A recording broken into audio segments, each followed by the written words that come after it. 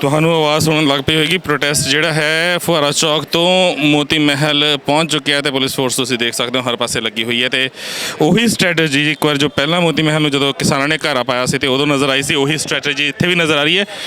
ਸਾਹਮਣੇ ਬੇਸ਼ੱਕ ਮੇਲ police officers ਖੜੇ ਨੇ, ਕਾਂਸਟੇਬਲਸ ਖੜੇ ਨੇ, ਪਰ ਪਿੱਛੇ ਅਗਰ ਤੁਸੀਂ ਦੇਖੋਗੇ ਮਹਿਲਾ ਪੁਲਿਸ ਕਰਮੀਆਂ ਦੀ ਸਿੱਧੀ ਲਾਈਨ ਲਾਈ ਹੋਈ ਹੈ ਤੇ ਪੁਲਿਸ ਵੱਲੋਂ ਪੀਸਫੁਲੀ ਬੈਠਣ ਦਾ ਐਲਾਨ ਕੀਤਾ ਜਾ ਰਿਹਾ ਹੈ ਤੇ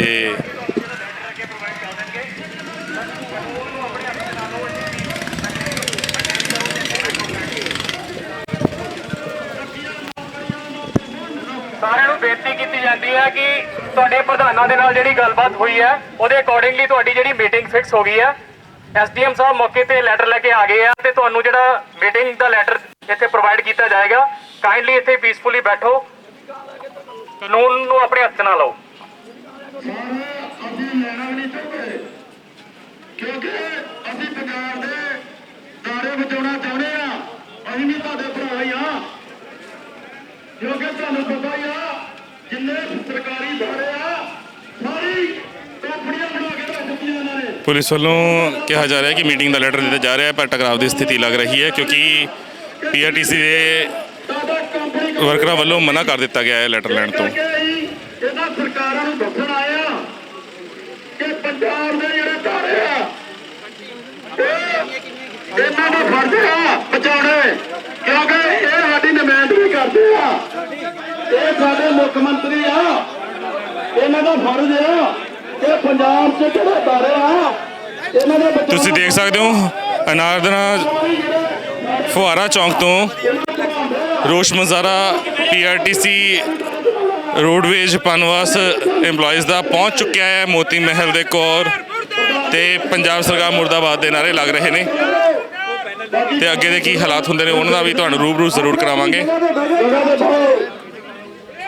ਸ਼ਾਂਤ ਮੇਰੇ ਬੈਠੋ ਆਪਣੀ ਆਪਣੀ ਜਗ੍ਹਾ ਤੇ, ਮੇਰੇ ਵੀ ਸ਼ਾਂਤਮਈ ਬੈਠੋ। ਜਿਹੜੇ ਸੂਬਾ ਕਮੇਟੀ ਦੇ ਆਗੂ ਫੈਸਲਾ ਦੇਣਗੇ ਉਸ ਫੈਸਲੇ ਮੁਤਾਬਕ ਆਪਾਂ ਚੱਲਣਾ। ਕਿਸੇ ਬੋਲੋ ਇੱਥੇ ਬੈਠੋ, ਕੋਈ ਨਹੀਂ ਬੋਲਣ ਦੇਖਦੇ ਸੁਣ ਲੈ। ਇਸ ਤਰ੍ਹਾਂ ਦੀ ਉਹ ਵੀ ਆਪਣੀ ਆਪਣੀ ਜਗ੍ਹਾ ਤੇ ਬੈਠ ਜਾਓ। ਸਾਰੇ ਸਾਥੀ ਇੱਧਰਲੀ ਸਾਈਡ ਆ ਜਾਓ, ਕੋਈ ਸਾਥੀ ਇੱਧਰਲੀ ਸਾਈਡ ਆ ਜਾਓ। ਕਿਸੇ ਵੀ ਸਾਥੀ ਨੇ ਹੁੱਲੜਬਾਜ਼ੀ ਨਹੀਂ ਕਰਨੀ।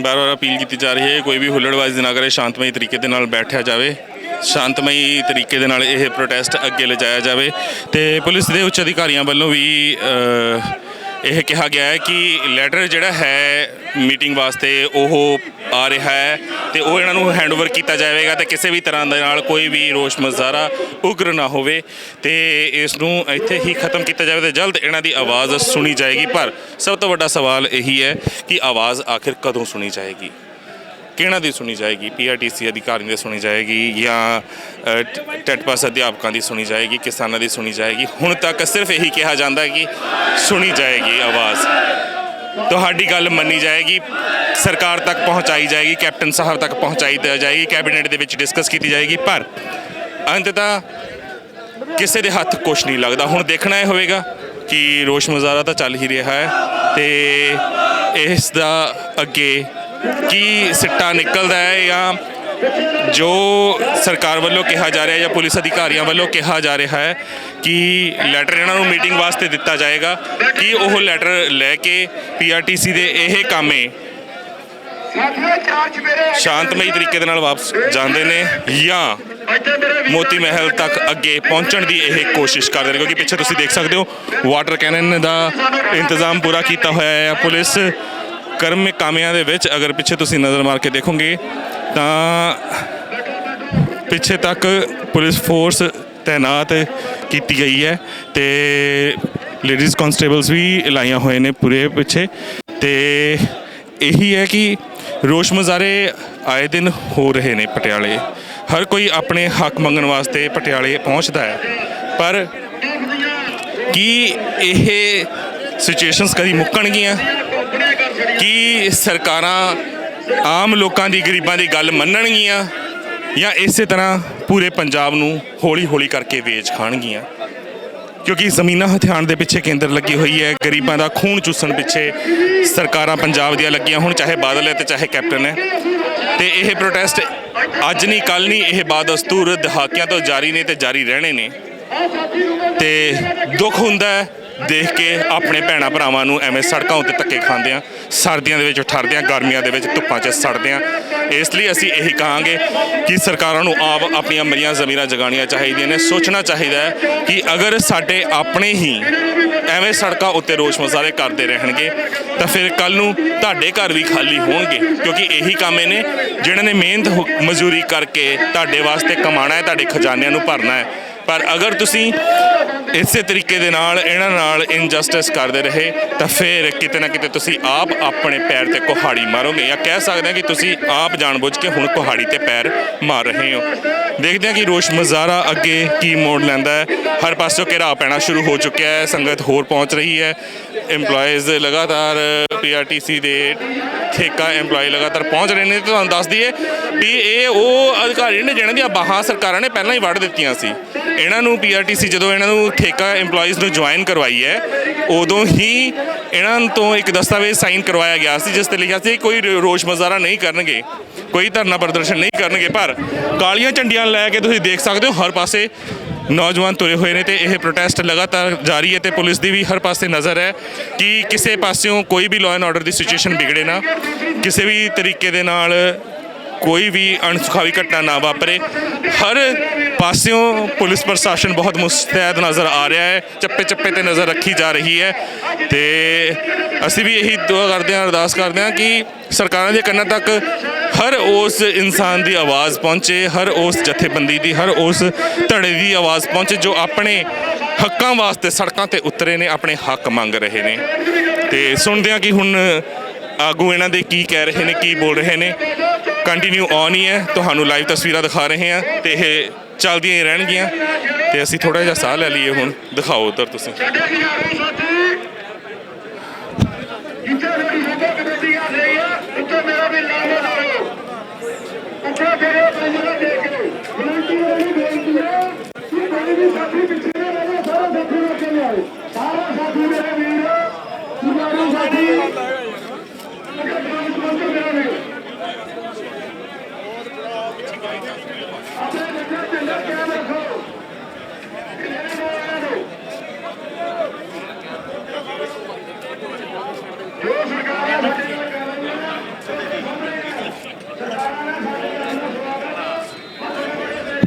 ਇਹ ਤੁਸੀਂ ਦੇਖ ਸਕਦੇ ਹੋ ਕਿ ਪਿੱਛੇ ਵੀ ਲੇਡੀਜ਼ ਕਾਂਸਟੇਬਲਸ ਦੀ ਸਿੱਧੀ ਲਾਈਨ ਲਗਾਈ ਹੋਈ ਹੈ। ਤੇ ਅਗਰ ਤੁਸੀਂ ਪੂਰਾ ਪ੍ਰੋਟੈਸਟ ਦੇਖਿਆ ਤਾਂ ਪੂਰੇ ਪ੍ਰੋਟੈਸਟ ਦੇ ਵਿੱਚ ਇੱਕ ਵੀ ਔਰਤ ਸ਼ਰੀਕ ਨਹੀਂ ਹੈ। ਇਹ ਮੈਂ ਨਜ਼ਾਰਾ ਤੁਹਾਨੂੰ ਉਦੋਂ ਵੀ ਦਿਖਾਇਆ ਸੀ ਜਦੋਂ ਕਿਸਾਨ ਜਥੇਬੰਦੀਆਂ ਨੇ ਮੋਤੀ ਮਹਿਲ ਦਾ ਘੇਰਾਵ ਕੀਤਾ ਸੀ, ਤੇ ਉਦੋਂ ਵੀ ਇਹੀ ਸਟ੍ਰੈਟਜੀ ਪੁਲਿਸ ਦੀ ਦੇਖਣ ਨੂੰ ਮਿਲੀ ਸੀ ਕਿ ਸਭ ਤੋਂ ਪਹਿਲਾਂ ਸਾਹਮਣੇ ਔਰਤਾਂ ਦੀ ਲਾਈਨ ਲਗਾਈ ਹੋਈ ਸੀ, ਫੀਮੇਲ ਪੁਲਿਸ ਕਾਂਸਟੇਬਲਸ ਖੜੇ ਕੀਤੇ ਹੋਏ ਸੀ ਤਾਂ ਜੋ ਅਗਰ ਕੋਈ ਵੀ ਧੱਕੇ ਮੁੱਕੀ ਕਰਦਾ ਹੈ ਤੇ law and order the situation ਬਣੇ ਤੇ ਫਟਾਫਟ ਕਹਿ ਸਕਦੇ ਹਾਂ ਡਾਂਗਾਂ ਭਰਾਈਆਂ ਜਾਣ। ਹੋਰ ਕੀ ਕਹਾਂਗੇ, ਕਿਉਂਕਿ ਉਹੀ ਹੈ ਵੀ ਆਪਣਾ ਹੱਕ ਮੰਗਣ ਵਾਸਤੇ ਪਹਿਲਾਂ ਬਠਿੰਡੇ ਜਾਣਾ ਪੈਂਦਾ ਸੀ, ਹੁਣ ਪਟਿਆਲੇ ਆਉਣਾ ਪੈਂਦਾ। ਤੇ ਦੋਹਾਂ ਥਾਂ ਤੇ ਜੋ ਹੱਕ ਮੰਗਣ ਵਾਲਿਆਂ ਨੂੰ ਮਿਲਦਾ ਹੈ ਉਹ ਤੁਹਾਡੇ ਸਾਹਮਣੇ ਹੀ ਹੈ।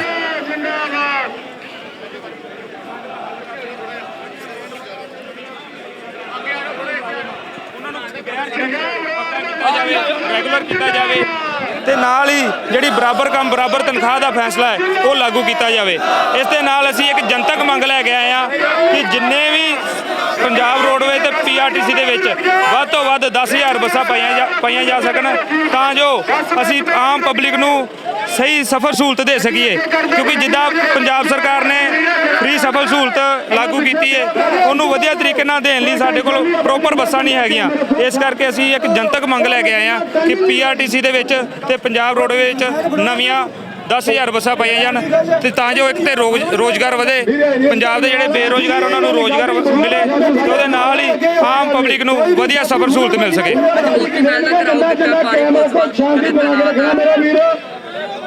ਅਸੀਂ ਪਹਿਲਾਂ ਵੀ ਇਹ ਕਹਿ ਚੁੱਕੇ ਹਾਂ ਕਿ ਸਾਨੂੰ ਜੇਲ੍ਹਾਂ ਤੋਂ ਡਰ ਨਹੀਂ ਲੱਗਦਾ, ਅਸੀਂ ਜੇਲ੍ਹਾਂ 'ਚ ਜਾਣ ਲਈ ਤਿਆਰ ਹਾਂ, ਪਰ ਅਸੀਂ ਆਪਣੀਆਂ ਮੰਗਾਂ ਦਾ ਹੱਲ ਅੱਜ ਕਰਵਾ ਕੇ ਜਾਣਾ। ਅਸੀਂ ਜੋ ਵੀ ਸਾਨੂੰ ਝੱਲਣਾ ਪਏ ਸੰਤਾਪ, ਅਸੀਂ 10 ਤੋਂ 15 ਸਾਲ ਪਿੱਛੇ ਸੰਤਾਪ ਚੱਲ ਰਹੇ ਹਾਂ, ਤੇ ਜੇ ਸਾਨੂੰ ਹੋਰ ਵੀ ਸੰਤਾਪ ਝੱਲਣਾ ਪਏਗਾ ਅਸੀਂ ਉਹ ਵੀ ਝੱਲਣ ਲਈ ਤਿਆਰ ਹਾਂ, ਪਰ ਅਸੀਂ ਇਸ ਵਾਰੀ ਆਪਣਾ ਮੰਗਾਂ ਦਾ ਹੱਲ ਕਰਵਾ ਕੇ ਜਾਵਾਂਗੇ। ਲੇਕਿਨ ਪ੍ਰਸ਼ਾਸਨ ਆਖ ਰਿਹਾ ਕਿ ਇਹਨਾਂ ਦੀ ਕਮੇਟੀ ਨੇ ਆਖਿਆ ਸੀ ਮੀਟਿੰਗ ਕਰਵਾਉਣ ਦੇ ਲਈ, ਉਹ ਮੀਟਿੰਗ ਬੁਲਾ ਲਿੱਤੀ ਗਈ ਹੈ। ਪ੍ਰਸ਼ਾਸਨ ਨਾਲ ਗੱਲਬਾਤ ਹੋਈ ਹੈ ਮੀਟਿੰਗ ਦੀ, ਲੇਕਿਨ ਪ੍ਰਸ਼ਾਸਨ ਗੱਲਬਾਤ ਕਰ ਰਿਹਾ ਜੀ ਕਿ ਉਹ ਮੀਟਿੰਗ ਦੇ ਰਿਹਾ ਟਰਾਂਸਪੋਰਟ ਮੰਤਰੀ ਨਾਲ, ਪਰ ਟਰਾਂਸਪੋਰਟ ਮੰਤਰੀ ਨਾਲ ਅਸੀਂ ਮੀਟਿੰਗ ਕਰਕੇ ਟਰਾਂਸਪੋਰਟ ਮੰਤਰੀ ਨੇ ਕਹਿ ਕੇ ਪੱਲਾ ਝਾੜਿਆ ਹੈ ਕਿ ਤੁਹਾਡਾ ਜਿਹੜਾ ਹੱਲ ਹੋਣਾ ਸੀਐਮ ਸਾਹਿਬ ਨੇ ਕਰਾਉਣਾ ਹੈ, ਤੇ ਇਸ ਕਰਕੇ ਸੀਐਮ ਸਾਹਿਬ ਦੇ ਨਾਲ ਜੇ ਸਾਨੂੰ ਮੀਟਿੰਗ ਮਿਲਦੀ ਹੈ ਤੇ ਉਹ ਪ੍ਰੋਪਰ ਮੀਟਿੰਗ ਦਾ ਤਰੀਕੇ ਨਾਲ ਦਿੱਤੀ ਜਾਂਦੀ ਹੈ ਕਿ ਹੋਏਗੀ ਮੀਟਿੰਗ, ਤੇ ਫਿਰ ਅਸੀਂ ਆਪਣਾ ਸੰਘਰਸ਼ ਖਤਮ ਕਰ ਸਕਦੇ ਹਾਂ। ਜਿੰਨੇ ਵੀ ਕੰਟਰੈਕਟ ਅਧਿਕਾਰੀ ਨੇ ਉਹਨਾਂ ਤੋਂ ਪਹਿਲਾਂ ਹੀ ਸਰਕਾਰ ਨੇ ਅਜਿਹਾ ਕੋਈ ਫਾਰਮੈਟ ਸਾਈਨ ਕਰਵਾਇਆ ਸੀ ਕਿ ਤੁਸੀਂ ਪ੍ਰੋਟੈਸਟ ਨਹੀਂ ਕਰ ਸਕਦੇ, ਤੁਸੀਂ ਧਰਨਾ ਨਹੀਂ ਕਰ ਸਕਦੇ, ਰੋਸ ਨਹੀਂ, ਇਦਾਂ ਦਾ ਕੋਈ ਪ੍ਰੋਟੈਸਟ ਨਹੀਂ ਇਹਨਾਂ ਨੇ ਸਾਈਨ ਨਹੀਂ ਕਰਵਾਇਆ, ਕਿਉਂਕਿ ਇੱਕ ਸਾਡਾ ਮੌਲਿਕ ਅਧਿਕਾਰ ਹੈ, ਇੱਕ ਸੰਵਿਧਾਨਿਕ ਅਧਿਕਾਰ ਹੈ। ਅਸੀਂ ਆਪਣੀਆਂ ਜਿਹੜੀਆਂ ਜਾਇਜ਼ ਮੰਗਾਂ ਨੇ, ਅਸੀਂ ਕੋਈ ਨਜਾਇਜ਼ ਮੰਗਾਂ ਨਹੀਂ ਮੰਗ ਰਹੇ। ਇੱਕ ਸਾਡੇ ਰੈਗੂਲਰ ਵਰਕਰ ਨੇ, ਸੇਮ ਕੰਮ ਉਹੀ ਕਰਦੇ ਨੇ, ਸੇਮ ਤਰੀਕੇ ਨਾਲ ਉਹ ਭਰਤੀ ਹੋਏ ਨੇ, ਸੇਮ ਤਰੀਕੇ ਨਾਲ ਅਸੀਂ ਭਰਤੀ ਹੋਏ ਹਾਂ, ਬਿਲਕੁਲ ਪ੍ਰੋਪਰ ਟੈਸਟ ਦੇ ਕੇ ਭਰਤੀ ਹੋਏ ਹਾਂ। ਉਹ 40 ਤੋਂ 45,000 ਰੁਪਏ ਤਨਖਾਹ ਲੈ ਰਹੇ ਨੇ, ਤੇ ਸਾਨੂੰ ਜਿਹੜੀ ਤਨਖਾਹ 10,000 ਰੁਪਏ ਦਿੱਤੀ ਜਾ ਰਹੀ ਹੈ, ਇਹ ਦੱਸੋ ਇਹ ਕਿਹੜੇ ਕਾਨੂੰਨ 'ਚ ਲਿਖਿਆ ਹੈ? ਇਸ ਕਰਕੇ ਅਸੀਂ ਅੱਜ ਆਪਣੀ ਹੱਕੀ ਤੇ ਜਾਇਜ਼ ਮੰਗਾਂ ਲਈ ਆਏ ਹਾਂ, ਕਿਉਂਕਿ 2016 ਦੇ ਐਕਟ ਮੁਤਾਬਕ ਸੁਪਰੀਮ ਕੋਰਟ ਦੇ ਫੈਸਲੇ 'ਚ ਇਹ ਗੱਲ ਕਹੀ ਗਈ ਸੀ ਕਿ ਇਹਨਾਂ ਨੂੰ ਬਰਾਬਰ ਕੰਮ ਬਰਾਬਰ ਤਨਖਾਹ ਦਿੱਤੀ ਜਾਵੇ, ਕਿਉਂਕਿ ਕੰਮ ਸੇਮ ਕਰ ਰਹੇ ਨੇ, ਪਰ ਫਿਰ ਵੀ ਇਹ ਸਰਕਾਰਾਂ ਲਾਗੂ ਨਹੀਂ ਕਰ ਰਹੀਆਂ। ਤੇ ਜੇ ਹੱਕ ਨਹੀਂ ਮਿਲਦੇ, ਕਿਉਂਕਿ ਡੈਡ ਪਾਸ ਅਧਿਆਪਕ ਨੂੰ ਤੁਸੀਂ ਬਹੁਤ ਜਿਹੜੇ ਰੋਸ ਮੁਜ਼ਾਹਰੇ ਕਰਦੇ ਨੇ, ਅਕਸਰ ਇਹ ਗੱਲ ਕਹੀ ਜਾਂਦੀ ਹੈ ਕਿ ਪਹਿਲਾਂ ਡਾਂਗਾ ਖਾਣ ਵਾਸਤੇ ਬਠਿੰਡੇ ਜਾਣਾ ਪੈਂਦਾ ਸੀ, ਹੁਣ ਪਟਿਆਲੇ ਆਉਣਾ ਪੈਂਦਾ ਹੈ। ਜੇ ਨਹੀਂ ਬਣਦਾ ਤਾਂ ਬਾਈ ਦਾ ਕੀ ਸੋਚਿਆ ਹੈ? ਬਾਈ ਨੂੰ ਕੀ, ਬਾਈ ਦੇ ਵਿੱਚ ਕੀ ਕਰੋਗੇ? ਕਿਹੜੀ ਪਾਰਟੀ ਦੇ ਨਾਲ ਖੜੇ ਹੋਵੋਗੇ? ਅਸੀਂ ਕਿਸੇ ਪਾਰਟੀ ਨਾਲ ਨਹੀਂ ਖੜੇ, ਅਸੀਂ ਉਸ ਦਾ ਵਿਰੋਧ ਕਰਾਂਗੇ ਜਿਹੜਾ ਸਾਡੀਆਂ ਜਾਇਜ਼ ਤੇ ਮਤਲਬ ਕਿ ਸਾਡੀਆਂ ਜਿਹੜੀਆਂ ਹੱਕ ਖੋਏਗਾ, ਅਸੀਂ ਉਹਦਾ ਵਿਰੋਧ ਕਰਾਂਗੇ, ਡਟ ਕੇ ਕਰਾਂਗੇ। ਜੇ ਸਾਨੂੰ ਸਰਕਾਰ ਚਾਹੇ ਕੋਈ ਵੀ ਸਰਕਾਰ ਆ, ਜੇ ਸਾਡੀਆਂ ਮੰਗਾਂ ਮੰਨਦੀ ਏ ਜਾਂ ਸਾਨੂੰ ਜਿਹੜੀ ਜਾਇਜ਼ ਮੰਗ ਆ ਉਹ ਲਾਗੂ ਕਰ ਦਿੰਦੀ ਹੈ ਸਾਡੀ, ਤਾਂ ਅਸੀਂ ਉਹਦੇ ਨਾਲ ਜਾਵਾਂਗੇ। ਉਹਦੇ ਨਾਲ ਜਾਓਗੇ ਤੇ ਜੋ ਕਿਸਾਨ ਜਥੇਬੰਦੀਆਂ ਵੱਲੋਂ ਅਨਾਉਂਸ ਕੀਤਾ ਗਿਆ ਕਿਸੇ ਵੀ ਅਕਾਲੀ ਲੀਡਰ ਨੂੰ ਜਾਂ ਦੂਸਰੇ ਨੂੰ ਪਿੰਡਾਂ ਦੇ ਵਿੱਚ ਨਾ ਵੜਨ ਦਿੱਤਾ ਜਾਵੇ, ਅਸੀਂ ਵੀ ਉਸੇ ਤਰ੍ਹਾਂ ਅਨਾਉਂਸ ਕੀਤਾ, ਅਸੀਂ ਵੀ ਸਟੇਜ ਤੋਂ ਅਨਾਉਂਸ ਕੀਤਾ ਸੀ, ਆਪਣੇ ਘਰਾਂ ਦੇ ਬਾਹਰ ਬਕਾਇਦਾ ਬੈਨਰ ਲਾਏ ਗਏ ਆ। ਸਾਡਾ ਜਿਹੜਾ 10,000 ਕੱਚਾ ਮੁਲਾਜ਼ਮ ਆ, ਉਹਨੇ ਘਰਾਂ ਦੇ ਬਾਹਰ ਬੈਨਰ ਲਗਾਏ ਨੇ ਕਿ ਸਾਡੇ ਘਰ ਦੇ ਵਿੱਚ ਉਹੋ ਹੀ ਪਾਰਟੀ ਆਵੇ ਜਿਹੜਾ ਪਹਿਲਾਂ ਸਾਡੀਆਂ ਮੰਗਾਂ ਮਨਾਵੇ ਕਿ ਸਾਨੂੰ ਰੈਗੂਲਰ ਕਰਾਵੇ ਜਾਂ ਸਾਨੂੰ ਬਰਾਬਰ ਤਨਖਾਹ ਦਵਾਈ ਜਾਵੇ। ਉਹੋ ਹੀ ਪਾਰਟੀ ਦਾ MP MLA ਜਾਂ ਕੋਈ ਵੀ ਨੁਮਾਇੰਦਾ ਵੋਟ ਲੈਣ ਆ ਸਕਦਾ ਜਿਹੜਾ ਸਾਡੀਆਂ ਪਹਿਲਾਂ ਮੰਗਾਂ ਦਾ ਹੱਲ ਪਹਿਲਾਂ ਕਰਾਵੇ, ਬਾਅਦ ਵਿੱਚ ਵੋਟ ਦੇਵਾਂਗੇ। ਬਿਲਕੁਲ ਜੀ, ਬਾਹਰ ਵੀ ਵੋਟ ਦੇਵੇ। ਤੇ ਇਹ ਸਿਰਫ ਉਹ ਲੋਕਾਂ ਨੂੰ ਨਹੀਂ ਮੰਨਣਾ ਜਿਹੜੇ ਪ੍ਰੋਟੈਸਟ ਕਰਨ ਵਾਸਤੇ ਆਏ, ਇਹ ਘਰ ਦੇ ਵਿੱਚ, ਪਿੰਡਾਂ ਦੇ ਵਿੱਚ, ਸ਼ਹਿਰਾਂ ਦੇ ਵਿੱਚ ਵਸਣ ਵਾਲੇ ਹਰ ਵਸਨੀਕ ਦਾ ਫਰਜ਼ ਬਣਦਾ ਹੈ ਕਿ ਇਹਨਾਂ ਗੱਲਾਂ ਵੱਲ ਧਿਆਨ ਦਿੱਤਾ ਜਾਵੇ। ਤੇ ਜੇਕਰ ਅਸੀਂ ਵਾਕਈ ਹੀ ਪੰਜਾਬ ਦੇ ਵਿੱਚ ਤਖਤਾ ਪਲਟ ਕਰਨਾ, ਜੇਕਰ ਵਾਕਈ ਹੀ ਅਸੀਂ ਚਾਹੁੰਦੇ ਹਾਂ ਕਿ ਪੰਜਾਬ ਦੇ ਵਿੱਚ ਬਦਲਾਵ ਲਿਆਇਆ ਜਾਵੇ, ਸਿਆਸੀ ਪਾਰੀ ਬਦਲੀ ਜਾਵੇ, ਤਾਂ ਕਿਤੇ ਨਾ ਕਿਤੇ ਸਾਡਾ ਆਪਣਾ ਫਰਜ਼ ਬਣਦਾ ਹੈ ਕਿ ਅਸੀਂ ਵੋਟਾਂ ਪਾਉਣ ਤੋਂ ਪਹਿਲਾਂ 100 ਵਾਰ ਸੋਚੀਏ, ਕਿਉਂਕਿ ਵੋਟਾਂ ਅਸੀਂ ਬਹੁਤ ਵਾਰ ਕਦੀ ਅਕਾਲੀਆਂ ਦੇ ਹੱਕ ਵਿੱਚ ਭੁਗਤਾਈਆਂ ਨੇ, ਕਦੀ ਕਾਂਗਰਸ ਦੇ ਹੱਕ ਵਿੱਚ ਭੁਗਤਾਈਆਂ ਨੇ, ਤੇ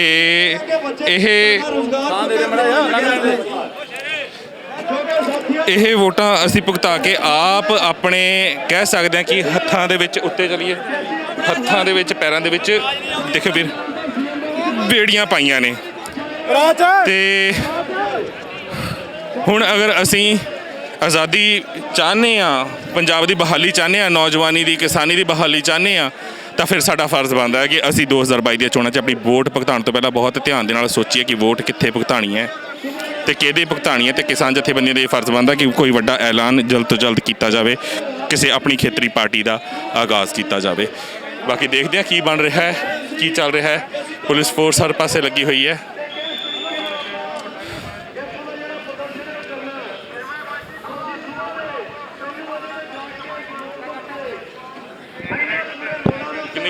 ਕਿੰਨੀ ਦੇਰ ਤੇ ਬਣ ਰਿਹਾ?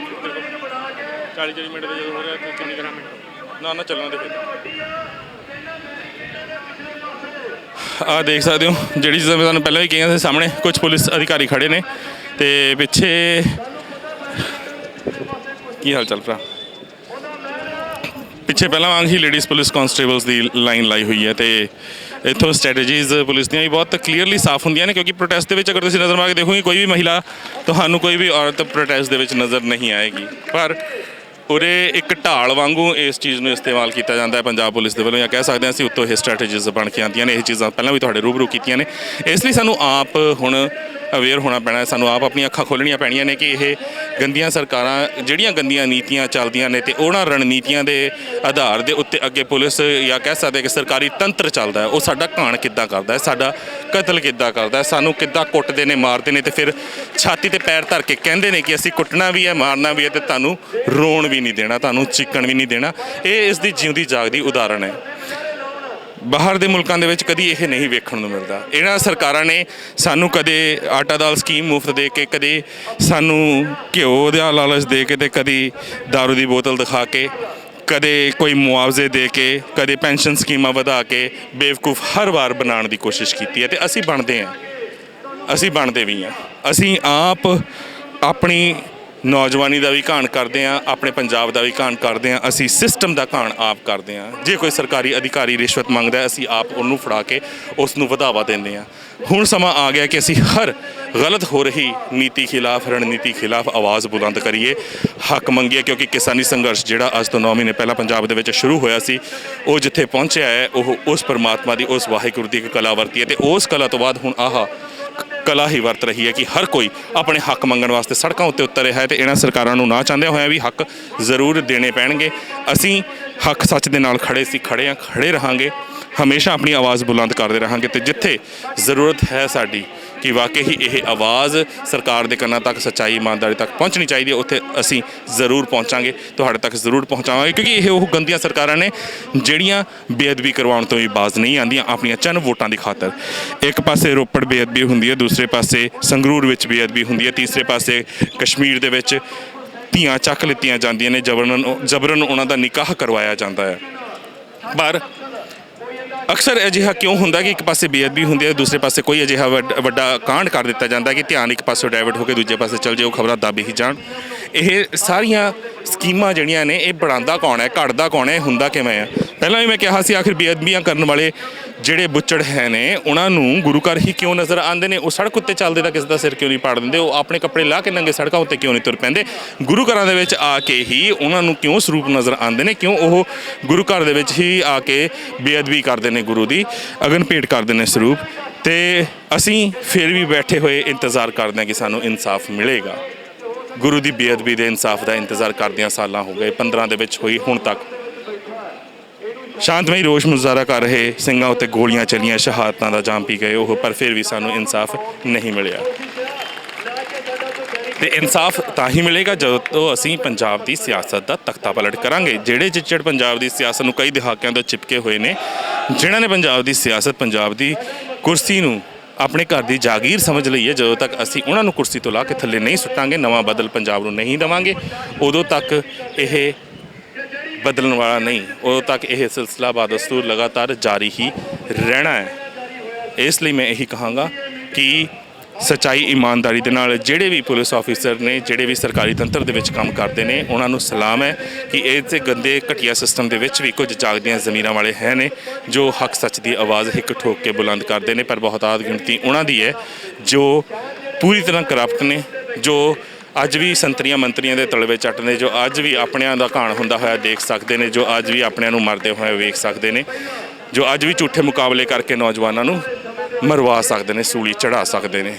ਤੇ ਇਹ ਅਗਰ ਅਸੀਂ ਬਦਲਣਾ ਹੈ ਤੇ ਇਹ ਸਿਰਫ ਬਦਲਾਵ ਉਦੋਂ ਹੀ ਆਏਗਾ ਜਦੋਂ ਕਿ ਅਸੀਂ ਹੱਕ ਸੱਚ ਦੀ ਆਵਾਜ਼ ਇੱਕ ਦੂਜੇ ਦੇ ਸਿਰ ਨਾਲ ਸਿਰ ਜੋੜ ਕੇ ਚੱਕਾਂਗੇ। ਫਿਰ ਗੱਲ ਚਾਹੇ ਅਧਿਆਪਕਾਂ ਦੀ ਹੋਵੇ, ਇਹਨਾਂ ਡਰਾਈਵਰ ਕੰਡਕਟਰਸ ਦੀ ਹੋਵੇ, ਨਰਸਾਂ ਦੀ ਹੋਵੇ, ਜਾਂ ਨੌਜਵਾਨਾਂ ਦੀ ਹੋਵੇ, ਸਟੂਡੈਂਟਸ ਦੀ ਹੋਵੇ ਜਿਹੜੇ ਵਜ਼ੀਫੇ ਵਾਸਤੇ ਤਰਸਦੇ ਨੇ, ਜਿਹਨਾਂ ਦੇ ਵਜ਼ੀਫਿਆਂ ਦੇ ਵਿੱਚ ਵੀ ਘੁਟਾਲੇ ਕਰ ਦਿੱਤੇ। ਸਾਰਿਆਂ ਨੂੰ ਸਿਰ ਜੋੜ ਕੇ ਇਕਜੁੱਟ ਹੋਣਾ ਪੈਣਾ ਤੇ ਇਹ ਫੈਸਲਾ ਕੌੜਾ ਲੈਣਾ ਪੈਣਾ ਕਿ ਅਸੀਂ ਪਿੰਡਾਂ ਸ਼ਹਿਰਾਂ ਦੇ ਵਿੱਚ, ਮੁਹੱਲਿਆਂ ਦੇ ਵਿੱਚ ਕਿਸੇ ਵੀ ਸਿਆਸੀ ਆਗੂ ਨੂੰ ਨਹੀਂ ਬਣਨ ਦੇਵਾਂਗੇ। ਤੇ ਜੇ ਸਾਡੇ ਇਲਾਕੇ ਦੇ ਵਿੱਚ ਕੋਈ ਵੀ ਸਿਆਸਤ ਕਰ ਰਿਹਾ ਹੈ ਇਹਨਾਂ ਪਾਰਟੀਆਂ ਨਾਲ ਜੁੜ ਕੇ, ਉਸ ਦੇ ਨਾਲ ਵੀ ਪਰਮਾਨੈਂਟ ਬਾਈਕਾਟ ਕੀਤਾ ਜਾਵੇਗਾ।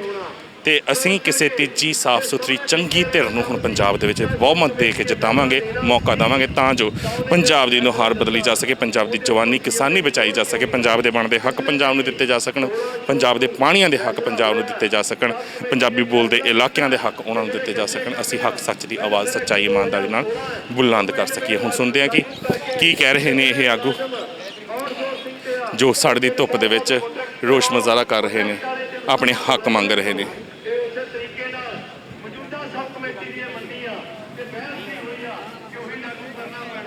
ਪਰ ਉਹਦੇ ਤੇ ਰੋਕ ਕਿਹਨੇ ਲਾਈ ਆ? ਵਿਧੀ ਮਹਾਜਨ ਜਿਹੜੇ ਸਾਡੇ ਪ੍ਰਮੁੱਖ ਸਕੱਤਰ ਨੇ, ਜਾਂ ਫਿਰ ਸੁਰੇਸ਼ ਕੌਸ਼ਲ ਜੀ।